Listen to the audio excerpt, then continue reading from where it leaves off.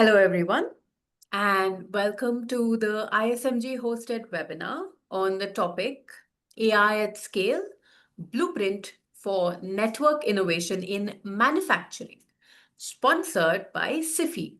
I am Rashmi Ramesh. I'm Senior Editor, Associate Editor with ISMG, and I have the pleasure of being your host for the next hour.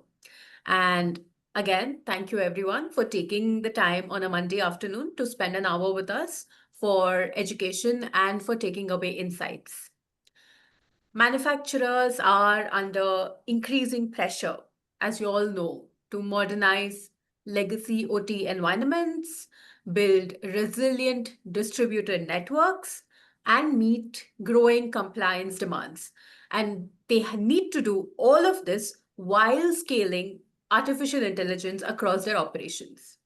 So today, we will explore how IT-OT integration, robust network design, and AI-driven automation are shaping the next wave of industrial innovation. Before we begin, I will quickly go over the flow of this session. SIFI, as the sponsor, will share insights on this topic to get us started, and we will follow that up with a panel discussion and then a Q&A session. You can all ask your questions in the chat box. We have a Q&A section that you can see at the bottom of your screen. You can ask your questions there, and Suresh and Santana from SIFI will answer them real time on the screen or in the chat box directly. If you have any questions for our other panelists, please ask those as well. There will also be poll questions for you that will pop up during the course of the webinar. And I request that you answer as honestly as possible, since that will be the key in guiding the discussion today. So we can work through the first one right away to understand where the audience is in their journey. Sukrita, can you bring up the first poll, please?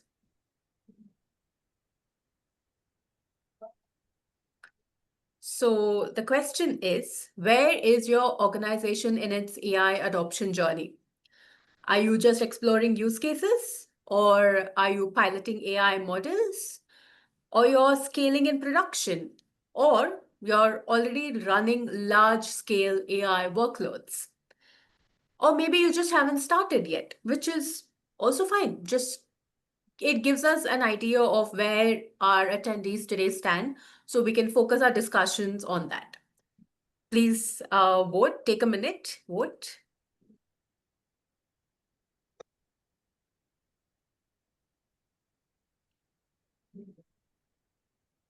Can we have the results, please? Sorry, just giving it a couple of seconds as people are still voting. Sure.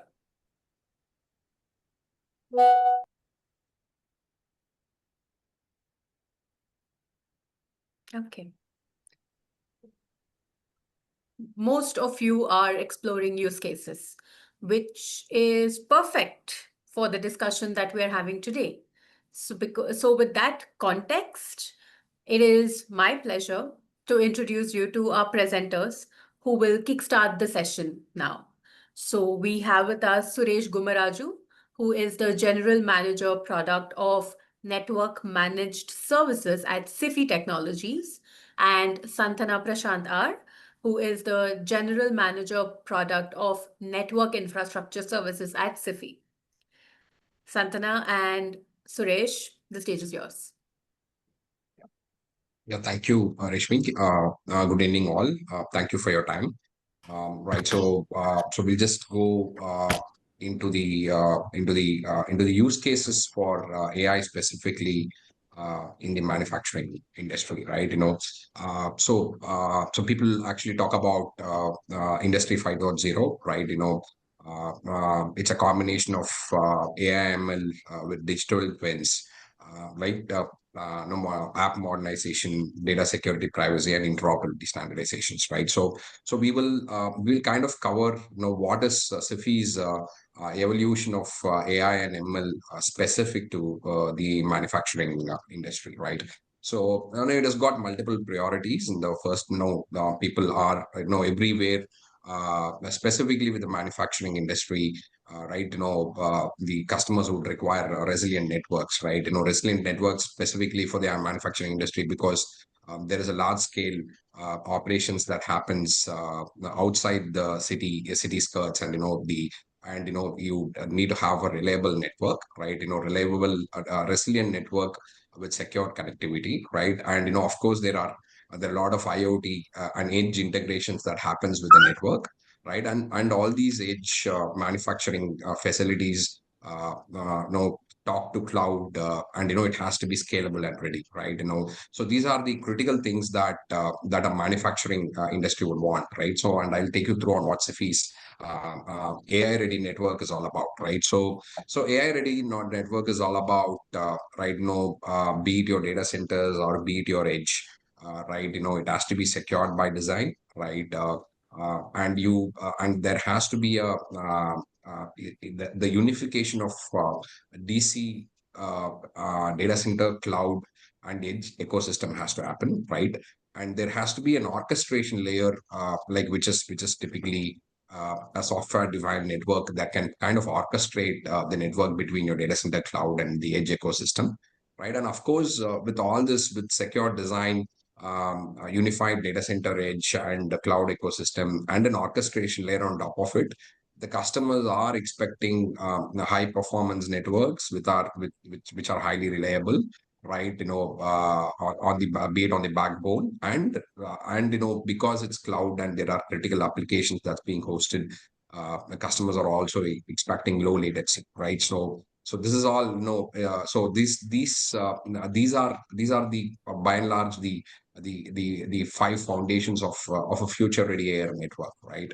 And if you look at Sifi as an organization, right, we are talking about edge, we are talking about data centers, we are talking about cloud, and we are talking about low latency, high performance, right? So we kind of integrate our services with our data center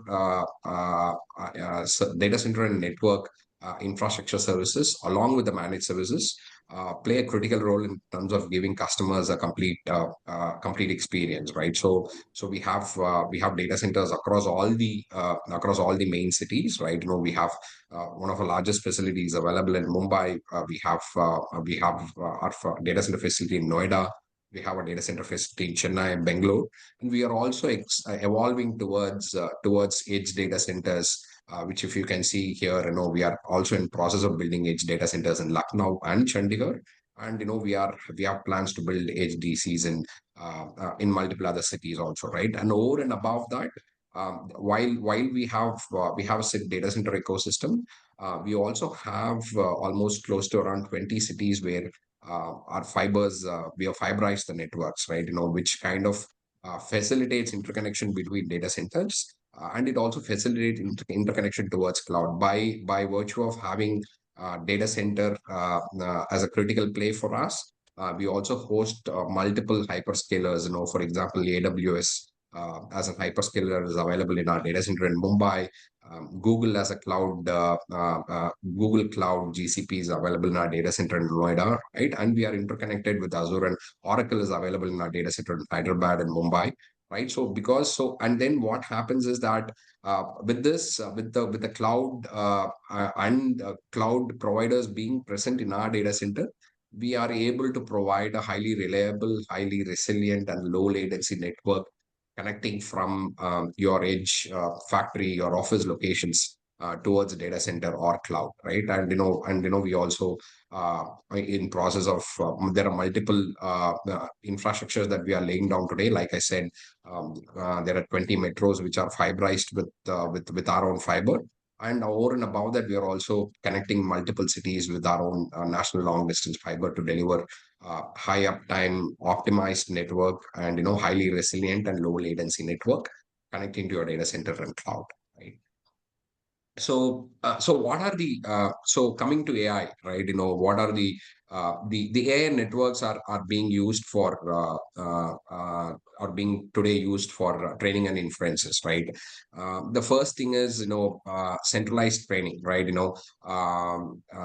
So for example, there are like it is kind of an in-house training where there is a high capacity latency connectivity that's required from the campus, right? And by putting an AI ecosystem, it also needs to connect into cloud, right? The cloud, the AI has to connect into multiple hyperscalers via the optical network, or via cross connect inside a data center, right?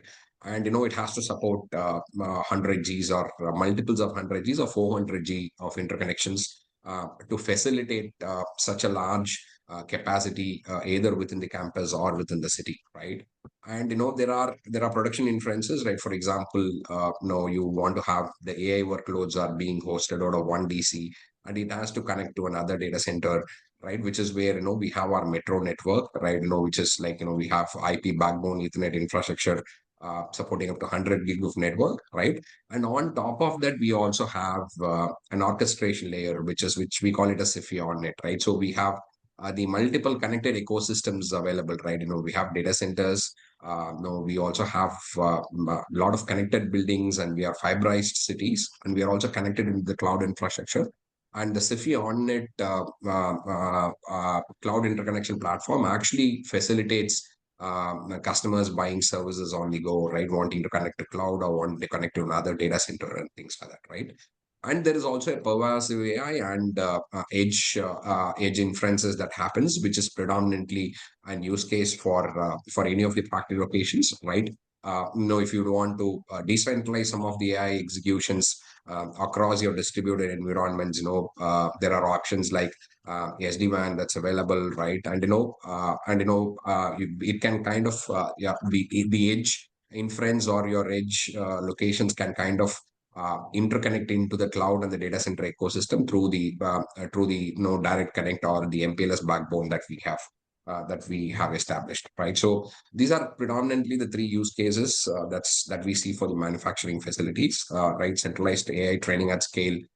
There are inferences that's happening in production, which requires connectivity between multiple data centers inside city or outside city. And there is also a decentralized AI inference that happens at the edge or at the factory locations, right? So, and our network is kind of supporting be it centralized or distributed AI or AI at the edge networks. We have infrastructure to support that, right? Now talking about what SIFI OnNet is all about, right? I was talking about this orchestration platform where the concept of SIFI OnNet is, right? No, the infrastructure is already deployed. There is cloud service provider available in the data center, or you would want to connectivity between one data center to another data center, right? For transporting your AI or workloads, right? We have this on-the-demand provisioning platform, which we call it as SIFI OnNet, right? So you can kind of utilize our already connected ecosystem, right? For example, SIFI, we have almost close to around 88 plus connected data centers, unconnected facilities across the country, right? You can technically buy SIFI services on the demand in any of the SIFI connected facilities. We have 88 data centers which are connected, and we have almost close to 600 plus connected buildings which are pre-wired and which are ready for service on the go, right? So you can the customers can utilize this infrastructure and buy a port from SIFI, right? It can be a 1G port or a 10G port from SIFI, right? Port is technically a pipe, and on top of that, you can build any amount of services that you would want on the go, right? For example, you have bought a 1G port and you would want to have 200 Mbps of internet, or you'd want to have 100 Mbps of connectivity to any of the cloud ecosystems, or you'd want to have a connectivity of 1 Gbps between data center A to data center B,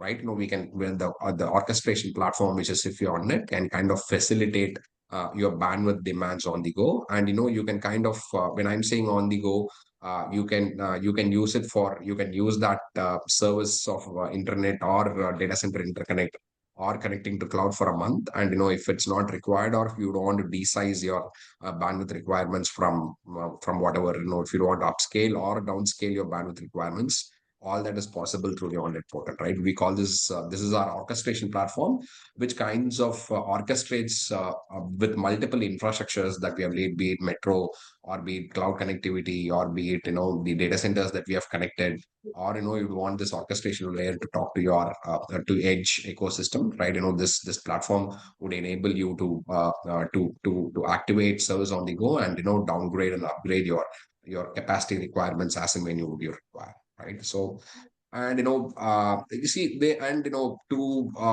just to give you a summary, right? Yeah, we have the network infrastructure and the data center ecosystem, kind of powering the AI ecosystem, right? You want to have, what are the critical parameters for AI at scale, right? You don't want to have sovereignty.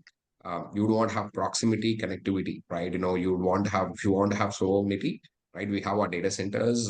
Some of our data centers are actually liquid cooling, NVIDIA certified, and all the data centers are carrier neutral networks for us. And like I said, all these data centers have a cloud proximity or cloud adjacency, which means the major cloud service providers are already available in our data center.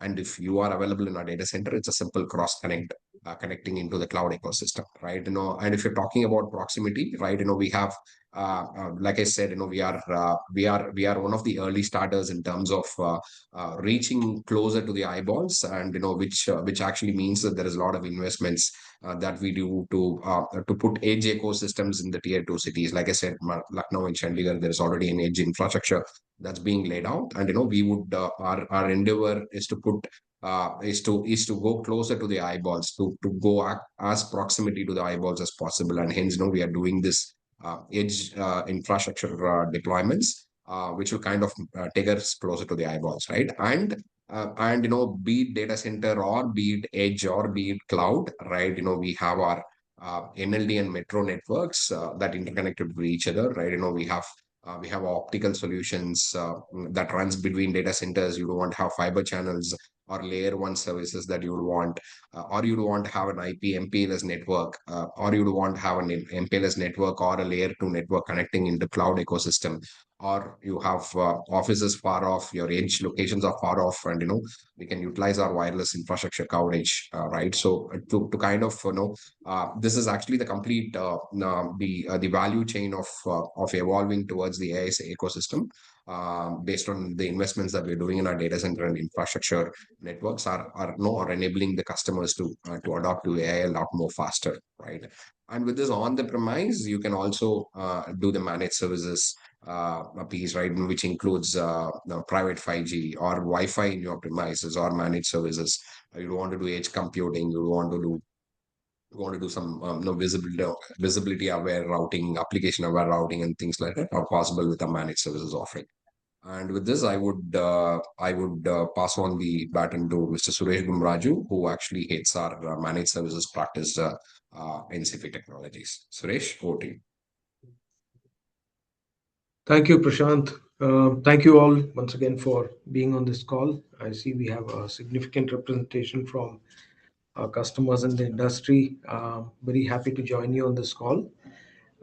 So I don't have too many slides. I have about 7 or 8 slides that I wanted to cover.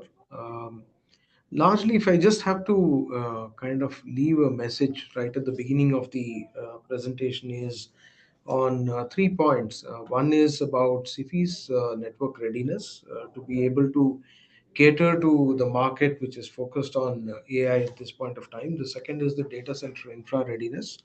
And thirdly, looking at observability, visibility, orchestration, and control. Right. So I will dwell very briefly on all of these points in the following slides, and then I'll be welcoming questions. So when you look at this slide, it basically highlights the role of networks in manufacturing that has shifted from being a enabler. Connectivity was always seen as something to transport data from point A to point B.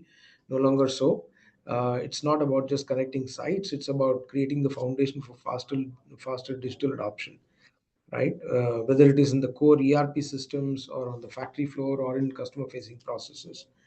On the edge side, if you see, we see a lot of there's a trend of manufacturing industry pushing intelligence closer to the operations to speed up decision making. Uh, so basically, the network also should be able to handle real-time decision making and enable automation with almost zero delay. Right, that is very very critical. Something that traditional setups were actually never ready for, but modern networks now need to be ready for that. Also, with respect to consistency and continuity, right? You have distributed plants, you have distributed supplier chains, etc. And a single disruption, you can have a huge ripple effect on the entire supply chain. So consistency and resilience in the network becomes very, very business critical. That is something that has to be taken care of. And the workforce model has changed. Now, if you see, employees expect the same kind of secure, seamless access, whether they're in the plant or whether they're traveling or they're at the head office. The connectivity has to be very, very seamless, or even if they're working from a remote place, right? And if you see together the entire thing, why AI and automation in manufacturing demands network are adaptive and intelligent and built for the future is very, very critical, right? Um, let's look at a few other aspects. If you go to the next slide, Prashant.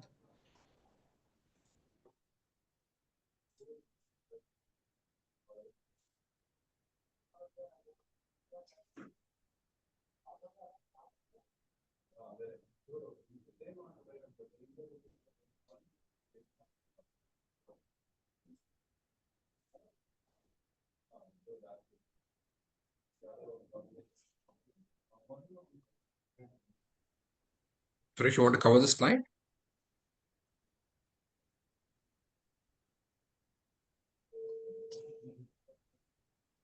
Do you hear me, Prashant? Yeah. Yeah, you're audible, Suresh. Yeah, yeah. So I think there was a network glitch. So if you look at what is the expectation from a network service provider like SIFI, so we have kind of identified five key pillars in enabling networks to handle AI at scale, right? From the backbone capacity to intelligence and automation that makes it more adaptive. However, the core theme is performance without compromise, ensuring that the massive throughput that the AI networks demand today, ultra low latency, which is very much required, and highly reliable networks, wherein any glitches are not tolerated, basically.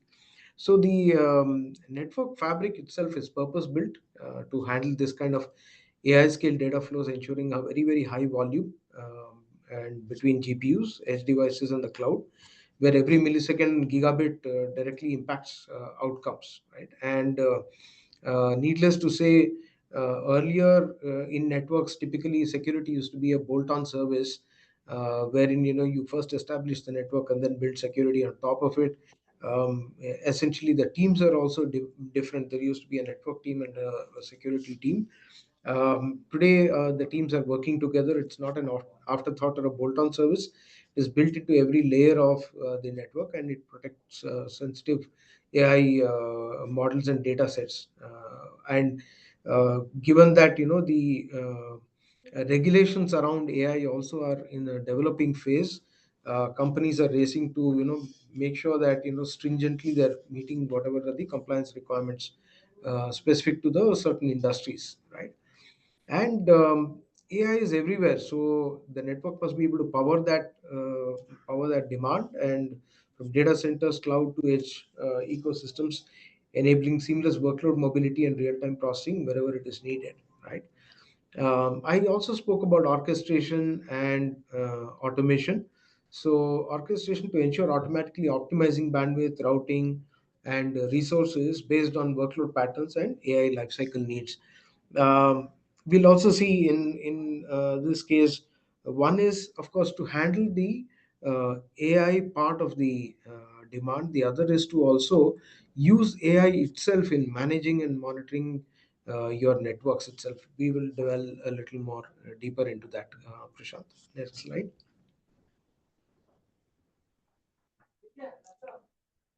Can we move on, Prashant?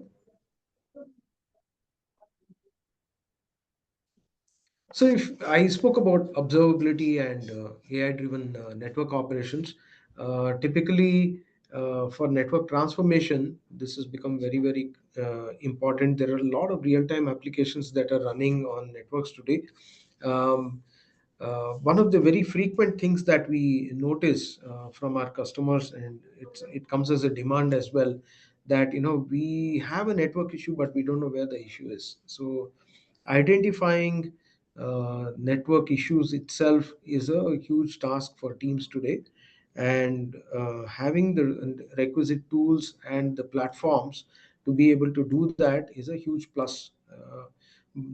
Whenever there is an issue in performance of any part of the network, the or application, the network is always the first to blame, right? To be blamed. So establishing innocence is very, very critical. That we should be able to identify the issue, and make sure that the observability is available to customers, right? That is one. Manage network security. SIFI has for a long time been protecting its own networks and customers' networks as well. We have very robust DDoS mitigation, which is offered as a service. We offer branch firewall management. We integrate network and security operations. So we have a knock and SOC, which is integrated. On the network side, Prashant briefly mentioned about SD-WAN and SASE. This is a very common approach that we see our customers taking. We have a multi-vendor cloud platform, which is managed from our NOC. We have multiple SD-WAN solutions that we've integrated into our NOC offerings. We have SSE and SASE implementation and management capabilities. Needless to say, all the tick boxes as far as SASE is concerned, be it ZTNA, Secure Web Gateway, Firewall as a Service, or CASB, or DLP, etc., are part of the portfolio. We have taken care of that. And the secure IoT and OT integration, multi-vendor OT integration and management is something that we do. We have edge solutions, and we are also working on private 5G for campuses, and software-defined campus and brand solutions. So here we have wired and wireless campus LAN. We have solutions for very rapid deployment, wherein rapid expansion of networks is necessary. We basically have solutions like branch in a box, where we take care of end-to-end connectivity as well as all the IT infrastructure requirements of a customer, right? And finally, manage multi-cloud network. So the data center network management is something we can take care of, software-defined DC networks and multi-cloud networks, right? So we have the entire gamut of um, yeah, I think there are some questions. We will answer that in the interest of time. I've noted down that question. Um, Go to the next slide, Prashant.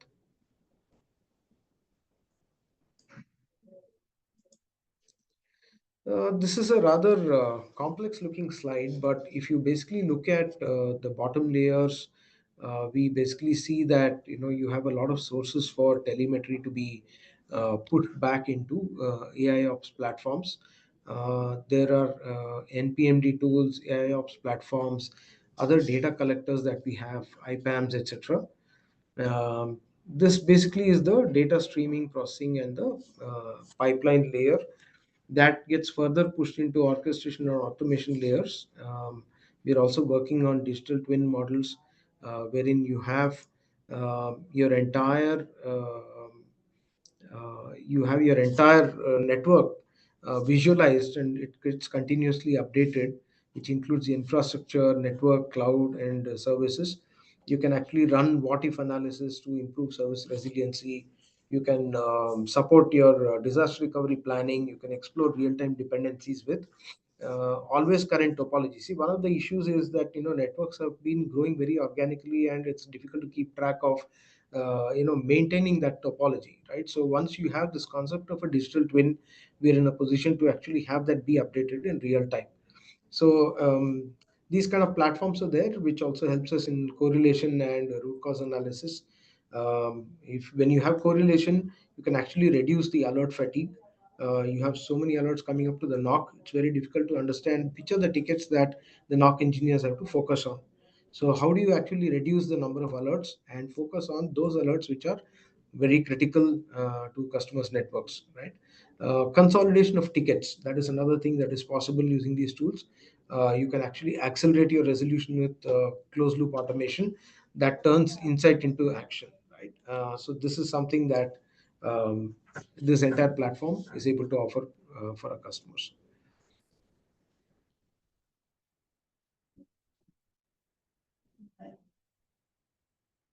So we recently have launched something called the Infinite SASE Plus platform. This is basically integrated with our NOC services, and we are able to converge network and security controls onto a single platform. So basically, we have a service provider POP, which has been set up in Cepheus Cloud, and we're able to offer the full gamut of SASE services, be it secure web gateway, be it ZTNA, or be it CASB or DLP. All the the entire platform is being offered as a service to our customers.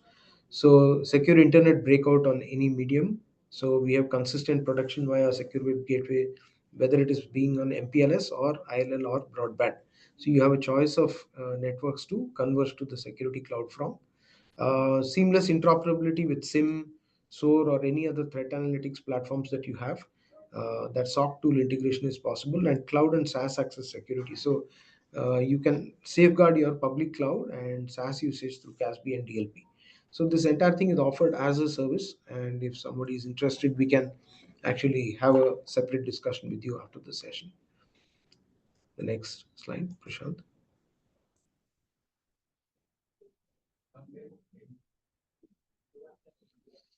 So I think this is a matter of interest. Factory automation. This basically involves securely interconnecting, various sensors, devices, management systems, IT systems, etc.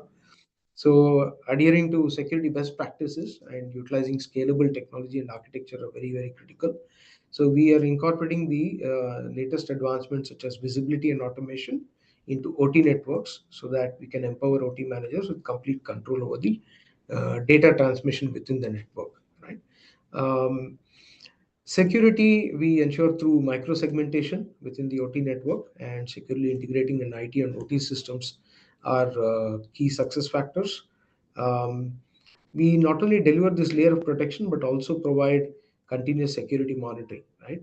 So there is a suite of smart applications. We can actually enhance your operational efficiency. Um, Across the manufacturing lines, adding a lot of value to the production process. So this is another area of interest for us, and we're actually delving into that. So if you look at the next slide, Prashant. Yeah, thank you. So to kind of summarize, we basically want to look at SIFI as a true enabler of AI adoption that can handle the scale, speed, and the security that AI demands, right? So we have made huge investments, and we are continuing to commit huge investments in the upcoming year as well.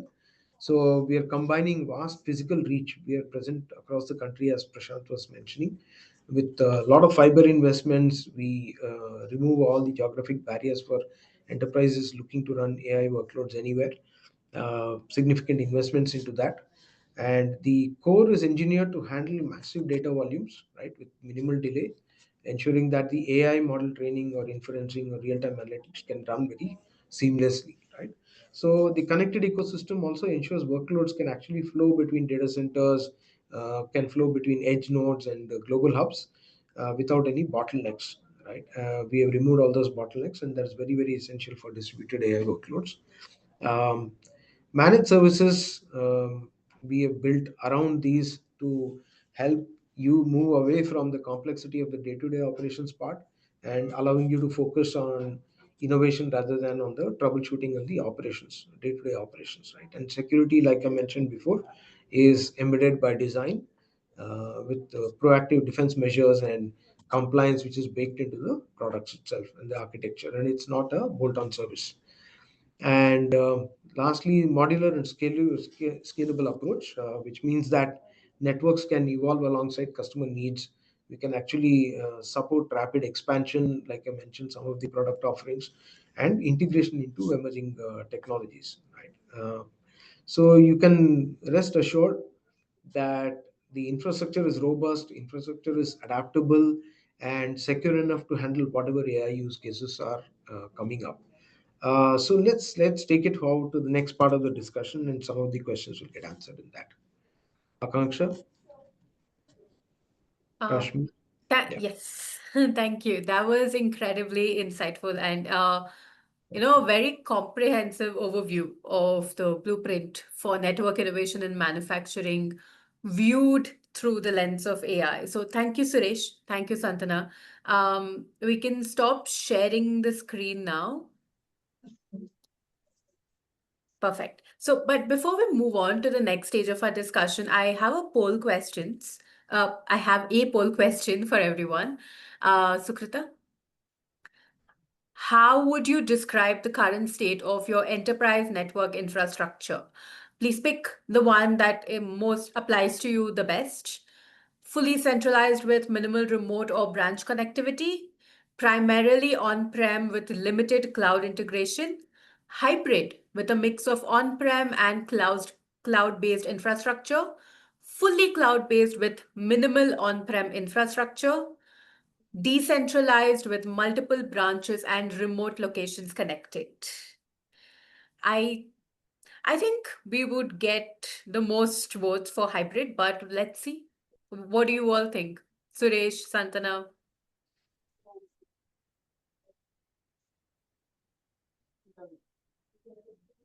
let's see what our voters have to say. Please vote on the panel. I can see a couple of people responding in the chat. You can vote on the poll that is on your screen right now.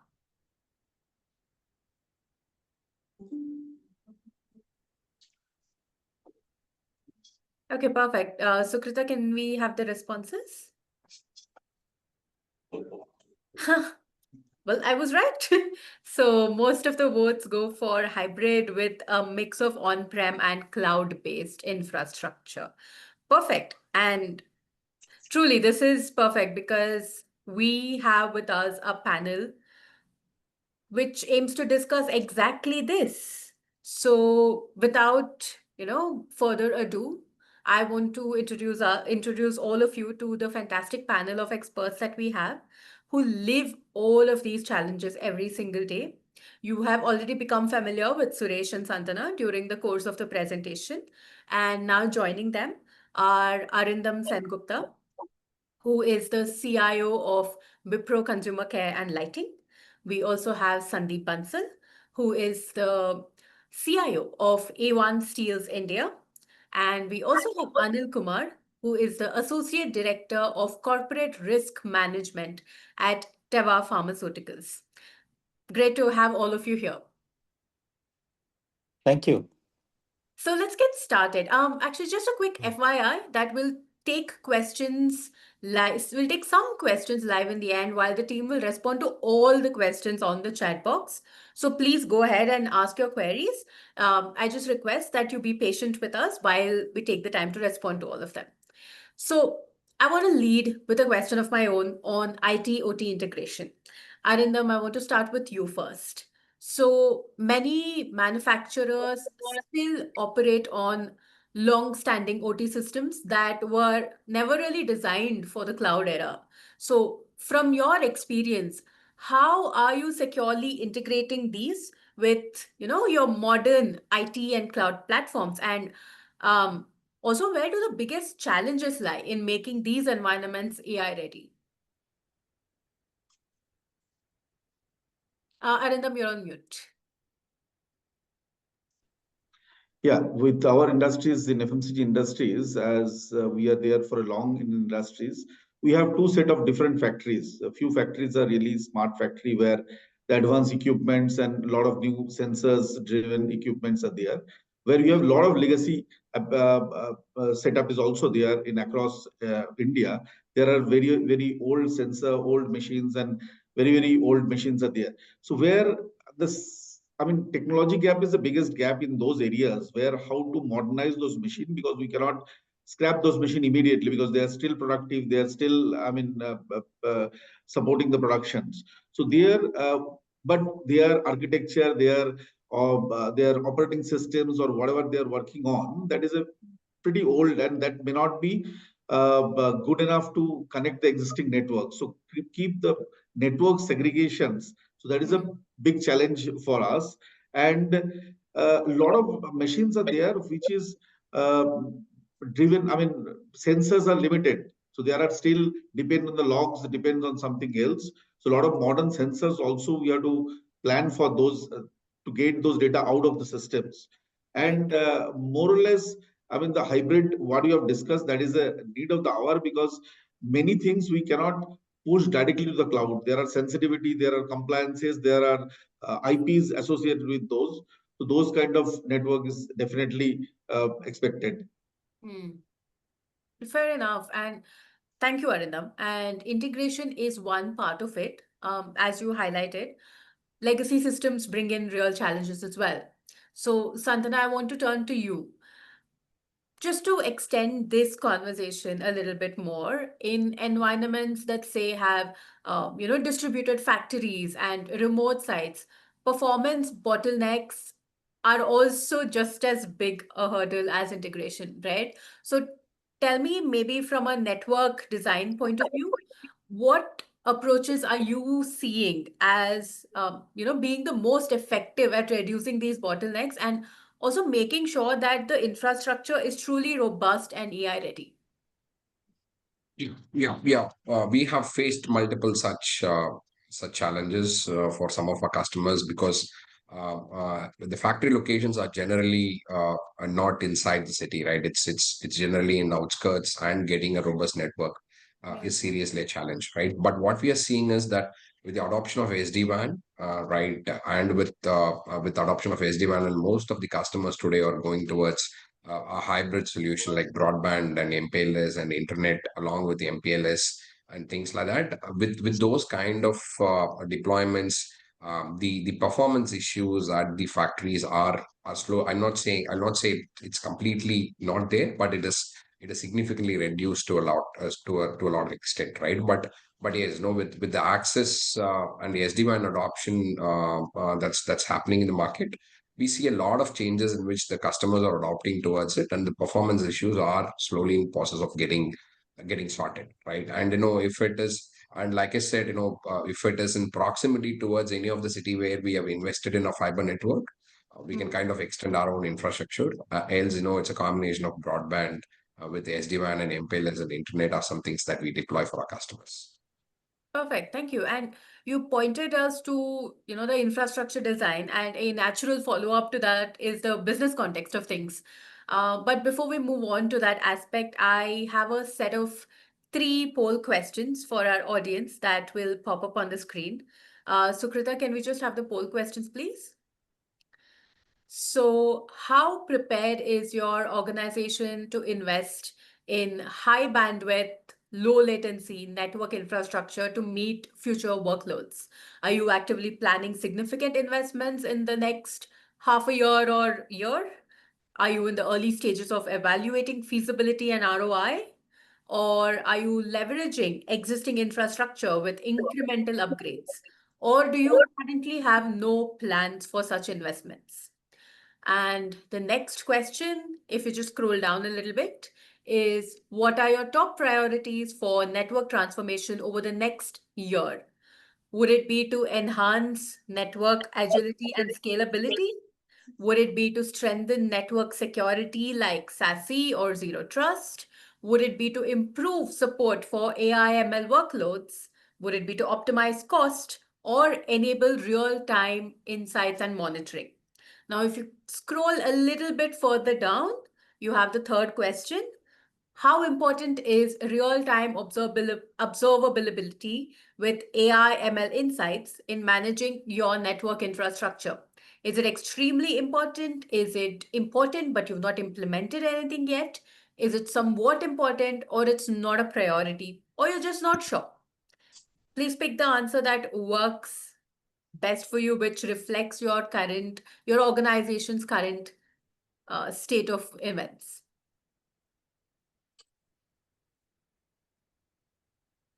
We'll just give the folks a second to respond. Okay, perfect. Sukrita, can we have the responses, please?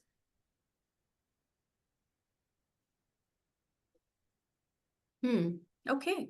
So the first one is quite divided, with 32% saying they will use their existing infrastructure. The second one is they're looking to strengthen the network security. Great. And for the third one, it is a top priority. Their real-time observability with AI ML insights for the network infrastructure is a top priority. That's perfect. So, with that insight and that context, also the insights that Arindam and Santana shared, I want to ask you, Sandeep, next. In steel manufacturing, where uptime is actually incredibly critical, and your operations are very asset intensive. So where do you see, the most promising opportunities for AI driven network innovation? And is it predictive maintenance? Is it I don't know, supply chain visibility? Is it resilience, or is it something else entirely? So, thank you, Rashmi, first of all, having me here. See, in any industry, not only in steel, definitely we belong to heavy industry, so production. Any industry, the uptime is most important because the productivity of the plant depends upon the uptime. The network on the predictive maintenance or supply chain visibility, when you talk about predictive maintenance, definitely help us to identify the gaps before anything require maintenance, and we can beforehand do our priority maintenance and make sure there should not be any impact to the production. Coming to the supply chain visibility, has like any other industry, customer is evolving and they're looking towards their order to dispatch visibility. They want to understand where their order is and how the status is. So I feel that the network uptime and AI-driven analytics is going to help us a lot into bringing this kind of visibility to our customer. Operational resiliency is very important because the the analytics which is going to help us to understand what we have done in the past and how we can increase our production in future, what went wrong and how we can rectify. Because any industry, be it steel industry or FMCG industry, we need to ensure the customers see the change which is coming. Yeah. And as Santana said, the most important part here comes in the network. Now, the industries, such kind of industries are usually outskirts of the city. And the network connectivity becomes a lot of challenge. Coming to the legacy OT devices and system, now it depends what kind of data we want to take out from that. Now, right, in the current scenario, if I see, as Arindam said, it is very difficult to change your machinery over the time because it has very heavy investment, and we have to see what kind of you know with the technology evolving, we cannot change the equipments. But yes, we can add on, we can see what new can come in, but we cannot scrap just for a reason of technology advancement. But I feel the architectural evaluation, right, can help us what kind of data is coming out of those legacy systems and how we can drive it in our current AI, LLM or architecture to get the real-time results. That is what I see as of today. But to be very honest, legacy is a challenge, and AI is going to stay. We cannot escape out from both. Yeah. A quick follow-up though, based on what you were saying, how do you sort of balance these opportunities against, the real constraints of legacy OT on the shop floor? So, Rashmi, I will put that way. It is all depends upon how. See, if I say directly connecting with the legacy system, with the current set of AI models coming in, it is challenge. But what workaround, what kind of orchestration layer we can put in between to get the real result, that matters. However, what we are looking towards, what kind of third-party orchestration layer can help us to get those balance in place. Because this is also important, as I said, and we are exploring what best suitable solution can be right fit with. All right, perfect. Thank you, Sandeep. And of course, every innovation has to pass through the filter of compliance and risk management. So, Anil, in the pharma industry, especially the demands for observability and auditability are extremely intense. So, how are you approaching network control and visibility as AI workloads are increasing, especially in such a risk-sensitive environment? Hi, Rasmi. First of all, thank you for having me here. And I just want to put a disclaimer that whatever I'm going to say, these are my personal views. Okay, so I think as I'll just add on what Sandeep mentioned, that AI is going to stay, and we are going to see the new versions. And you be in a pharma, you be in a banking, we all want to scale up. We all want to be secured, and AI is something that still we all are trying to adopt with very secure way. So if you remember, one of the AI action conference happened in Fab, right, where Modi ji mentioned one of the point that if you ask generative AI to write a person drawing with a left hand, even the tool will throw a person writing with the right hand. So what it means that that even these are all these tools are based on large language models, we all know that, and still it is learning, right? So you be it pharma or any industry, you need to have very strategic approach, because if I talk about pharma particular, we have a lot of IPs which need to be secured, and also and we always want to ensure that whatever data is consumed here, it remains within the perimeter. It does not connect with the outside to the world, right? Because if I talk about R&D or anything, right, so we don't want any data to go out. Yes. So I think network and this monitoring and observability tool, this plays a very critical role, because it not only does the predictive analytics, but it also remediates automatically. So I think the regulation and compliance, I mean, there is no doubt about it. We just heard the news about Dream 11, right? That they used to Yeah. be the now BCCI looking for another sponsor. That so what I'm trying to say, that one big one policy imposed by the government or any regulatory bodies, and then you are completely gone out of the market, right? So compliance and regulation, that you have to be on top of it, or be it DPDP or whatever, right? So you always have to be on top of it to ensure that you exist in the market. Yeah. Yes, perfect. Thank you, Anil. And you brought out a very important point, right? Visibility and control are, of course, extremely important, and but that's also where AI can become a part of the solution. So, Suresh, beyond just enabling AI workloads, how do you see AI being applied to optimize the networks themselves? Is AI-led automation actually delivering on the promises like, predictive monitoring or fault isolation or traffic optimization, maybe? Yeah, I think the platforms have just started delivering. Hmm. I think it's looking at the broad spectrum of the networks that we have to manage today as network service providers.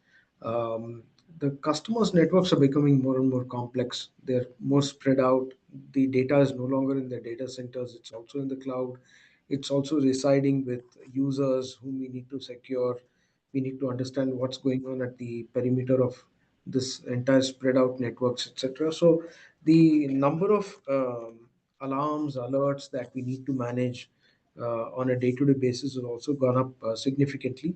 So what we do as managed network service providers is to actually leverage these AI based tools. So these, like you mentioned about predictive analytics and proactive management. So basically, these models or these platforms basically analyze the telemetry. We get all the telemetry from the devices that we are monitoring and managing. So we Hmm. get the logs from those devices. We get net flow data, whatever telemetry is there from SNMP, etc. And then we are able to predict to some extent the failures before they occur. So basically, we have, we can look at, whether it is access point overloads, or we can look at, where the ports may get congested, where the bandwidth may get consumed, at the end of a month, for example, right? So we can actually look at some amount of capacity planning, by forecasting the bandwidth, and we know the kind of application demand that is there from the customers' networks. So we can try and prevent bottlenecks when we use such tools, right? So basically, we are able to see what is the normal traffic. When you create a baseline, when you're looking at a customer's network, you can see what is the normal traffic, and then anything which is outside of that normal traffic, we will tag as an anomaly.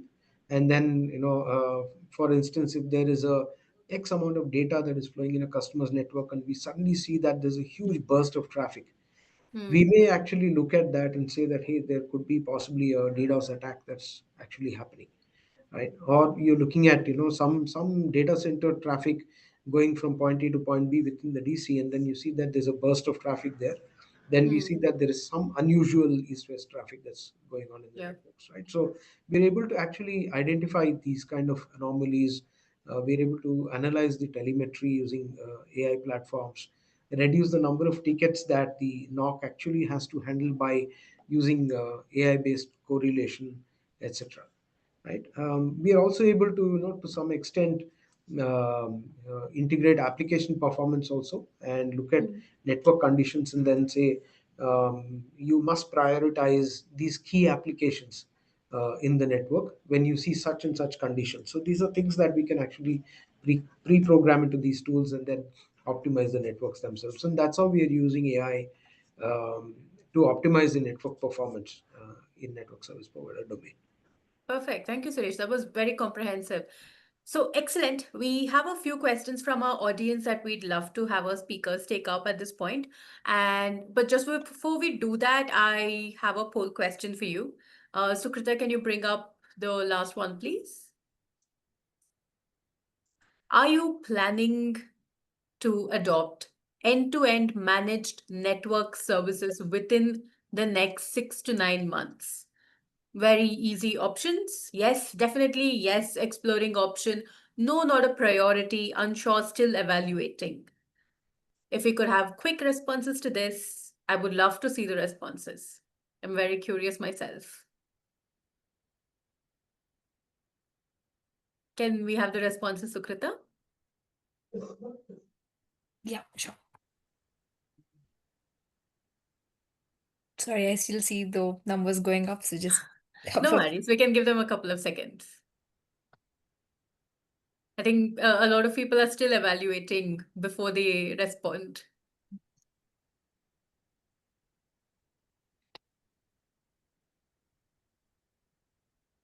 Maybe we can have the responses now. Yes. Okay. Yes to both. The top responses are yes, definitely, and yes, exploring options. That's very good to know. So, with that in mind, I have a couple of questions for our panelists. I want to start with Santana. We have a attendee asking us what best practices exist for integrating AI workloads into existing supply chain and customer engagement platforms without overloading legacy network infrastructure. Very valid question. Yeah, so Are these we were questions talking there in about the webinar chat, or where are you seeing these questions, Rashmi? I'm sorry? Are you seeing these questions in the webinar chat? Yes. The SIFI team has sort of picked this question, and we've made sure that we can answer these live instead of in the chat box. Okay, all right. Okay, so like as I was mentioning, right, there are three, four things that are extremely critical for AI, right? One is sovereignty with our data centers, and connecting to cloud ecosystem within our data center.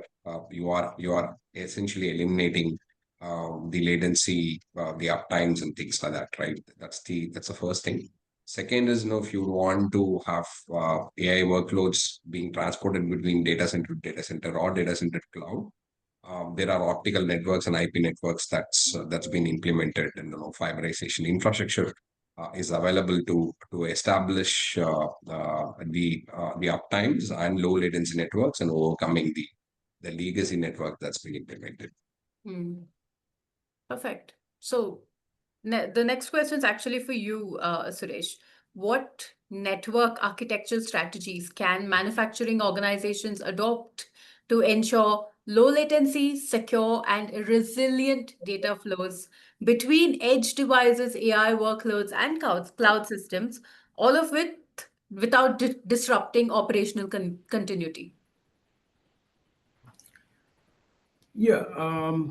So I would want to look at this a little more generically, but I'm sure that it applies to manufacturing as well. So largely, how are companies today dealing with this kind of a demand for AI, right?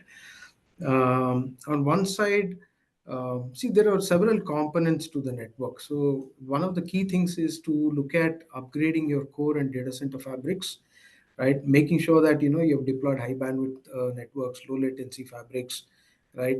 At least 400 gigs to 800 gigs of Ethernet. And moving from traditional three-tier architectures, you can look at slightly different architectures like leaf spine architectures, etc., which are more scalable technologies. And one of the other things is that you have your AI workloads usually in DCs or in public clouds. You try and move that closer to the data source, so that you're able to leverage on edge and distributed AI, right? So if you basically have your AI inference at the edge, central training can still happen at the hyperscale data centers where your core AI workloads are residing, and then move some of that processing to the edge itself, right? And edge devices, you basically are connecting using 5G networks with which can guarantee some amount of latency and bandwidth for AI applications, right? Yeah. The other, of course, we already spoke about, to actually use automation and AI for network operations itself. How when you're running such networks, you also use those tools, and you use those AI-enabled tools to be basically um, have that work inside the network itself, right? And have some amount of predictability, predictive scaling, predictive maintenance coming up, capacity planning coming up, etc. And looking at security at scale. So basically, when you're having AI driven workloads, you have to deploy some amount of inline threat detection to be able to measure this massive east west data that basically you have so much of traffic flows. And there are, of course, sources of data which are outside of the network also. There are remote workers, there are workers who are outside of the office networks and the factory networks. You have to adopt looking at a zero trust networking architecture. You also look at micro segmentation, so that you're able to separate the sensitive data from the rest of the data in an organization. So these are some of the ways that you can actually be prepared for AI. Perfect. Thank you, Suresh. I like that you looked at it from the same question from multiple angles as well. And we have one final question for Arindam. I know we're actually running a little bit over time, but quickly, Arindam, when evaluating AI managed network solutions, how are you measuring ROI? Is it more about reduced downtime, cost savings, operational efficiency, or is it a combination of these factors? No, it's a combination of all factors, and beside this, any technology implementation, the ROI and efficiency is the key. So you have to get a higher efficiency and higher ROI on any investment. So that's the key. And all the baseline what we have, that we have to identify, and then whenever we will implement a solution, you have to measure that. And if it is measurable, I mean, definitely it'll Yeah, this is, I think, one of the biggest questions which are plaguing organizations today. How do I measure ROI as far as AI implementation is concerned? I think one of the key things, at least my observation, Nanda, is basically to have partnerships basically with service providers like SIFI, who have made significant investments as far as network data center is concerned, so that your ROI improves, basically, because you're not directly investing into those aspects of it, and focus more on just the processing of AI workloads part, right? So I think that's one of the key pieces. Yes, Sandeep ji. So that's actually very important question I think Rashmi has asked, because IT is about spending money, and we every year we think about new technology may not come, but something will come up, and again we have to go back to the board and asking for the new budget.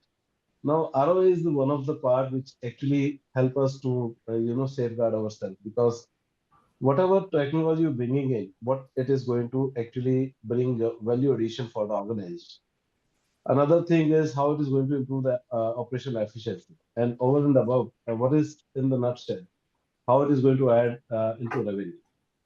So I think before starting the project, if we can define certain KPIs and that can align with the ROI, that can be helpful. But I think, as Suresh mentioned, there are frameworks, there are maturity models on which we have to work.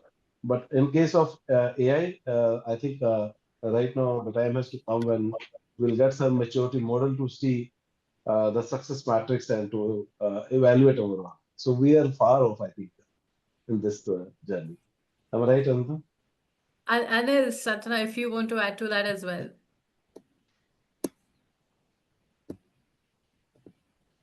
Okay, perfect.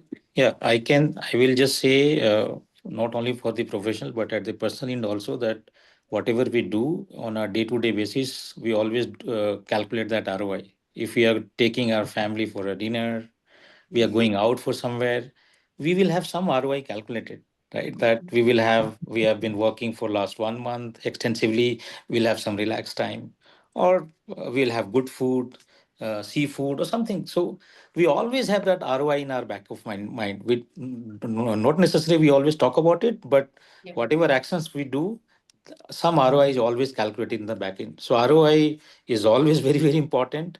If you need to your budget approved and all, you have to project that what is the ROI that you're going to give to the management and the organization. So it's always there.